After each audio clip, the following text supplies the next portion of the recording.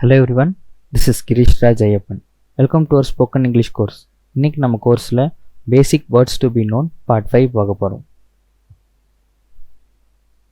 Between இடையே, beside பக்கத்தில், besides மேற்கொண்டு, due to காரணமாக, away தூரமாய் இல்லைனா விலகி, since பின்பு, தொடங்கி முதற்கொண்டே.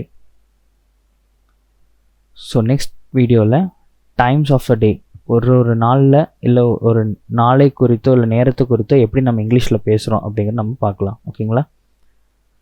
ஸோ இந்த வீடியோ உங்களுக்கு பிடிச்சிருந்துச்சுன்னா லைக் பண்ணுங்கள், ஷேர் பண்ணுங்கள்.